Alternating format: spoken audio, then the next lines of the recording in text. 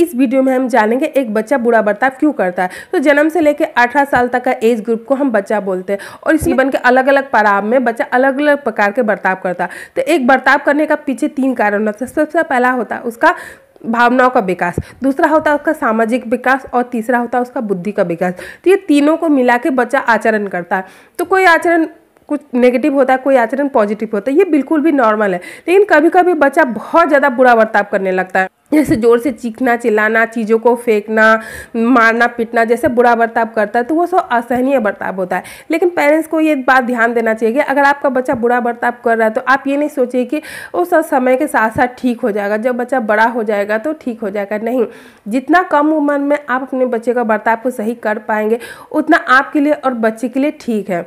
अब जानते हैं कि एक बच्चा बुरा बर्ताव क्यों करता है। तो उसका पीछे भी 3 कारण है। सबसे पहला होता है मानसिक तनाव। 2 साल से लेके 18 साल तक के बच्चे को मानसिक तनाव हो सकता है। तो इसमें सवाल उठता है कि 2 साल का बच्चे को भी मानसिक तनाव होता है। हाँ, 2 साल के बच्चे को भी हो सकता है। फॉर एग्जाम्पल, बच्चा खिलौनों से खेल रहा है और आप चाह रहे हैं खेलने के बाद बच्चा अपना खिलौनों को समेट के रखे, तो ये तो अच्छी चीज़ है, आप बच्चे को डिसिप्लिन सिखा रहे हैं। लेकिन वही बात अगर आप बार बार तुम क्यों नहीं रख रहे हो, तुम्हें रखना चाहिए, तुम्हें रखना चाहिए, तो इससे बच्चे को मन में मानसिक तनाव हो सकता है, इससे बच्चा बुरा बर्ताव कर सकता है। दूसरा होता है मानसिक या शारीरिक कोई समस्या।